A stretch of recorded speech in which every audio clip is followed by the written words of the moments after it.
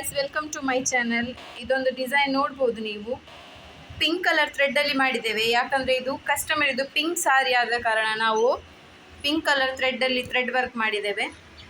ನೋಡಿ, full netted fabric ಇದೆ. ಇದು ಗ್ರೀನ್ ಕಲರ್ ನೆಟ್ಟೆಡ್ ಫ್ಯಾಬ್ರಿಕ್ ಇದೆ. ಇದರ ಮೇಲ್ಗಡೆ ನಾವು ವರ್ಕ್ ಮಾಡಿದ್ದೇವೆ.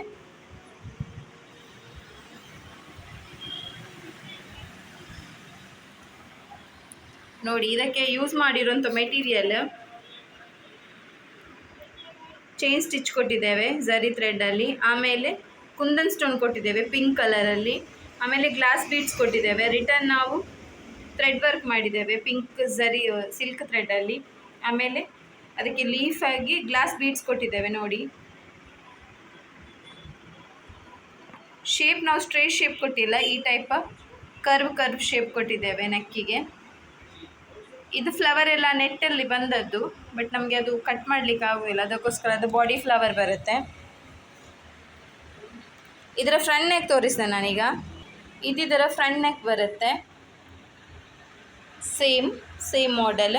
ನಾನು ಇದರ ಒಳಗಡೆ ಸ್ಯಾಟಿನ್ ಫ್ಯಾಬ್ರಿಕ್ ಇಟ್ಟು ತೋರಿಸ್ತೇನೆ ಹೇಗೆ ಕಾಣುತ್ತೆ ಅಂತ. ಇದೀಗ ನೀವು ಡೈರೆಕ್ಟ್ ನೆಟ್ಟಲ್ಲಿ ನೋಡಿದ್ರಿ, ನೆಟ್ಟೆಡ್ ಫ್ಯಾಬ್ರಿಕಲ್ಲಿ. ಇದರೊಳಗಡೆ ಸ್ಯಾಟಿನ್ ಫ್ಯಾಬ್ರಿಕ್ ಇಟ್ಟು ತೋರಿಸ್ತೇನೆ ಹೇಗೆ ಕಾಣುತ್ತೆ ಅಂತ.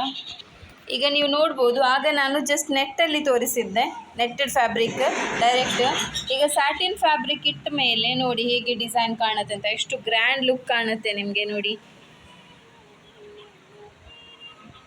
ಇದು ಬ್ಯಾಕ್ ನೆಕ್, ಇದು ಫ್ರಂಟ್ ನೆಕ್. ಆ್ಯಕ್ಚುಲಿ ಸ್ಲೀವ್ಸ್ ಇದ್ದು ಅವರದ್ದು ರೆಡಿಮೇಡ್ ಹೀಗೆ ವರ್ಕ್ ಬಂದಿದೆ. ಆದರೆ ನೆಟ್ಟೆಡ್ ಫ್ಯಾಬ್ರಿಕಲ್ಲೇ ಸ್ಲೀವ್ಸ್ಗೆ ವರ್ಕ್ ಬಂದಿದೆ ಮಿಷಿನ್ ಎಂಬ್ರಾಯ್ಡರಲ್ಲಿ. ಬಟ್ ಅವರಿಗೆ ಮ್ಯಾಚಿಂಗ್ ಆಗಿ ನಾವು ಅವರ ಸ್ಯಾರಿ ಕಲರ್ ಮ್ಯಾಚ್ ಮಾಡಿ ಈ ವರ್ಕ್ ಮಾಡಿದ್ದೇವೆ. ನೋಡಿ ಹೇಗಿದೆ, ಕಮೆಂಟ್ ಮಾಡಿ ತಿಳಿಸಿ, ಸಬ್ಸ್ಕ್ರೈಬ್ ಮಾಡಿ. Thank you.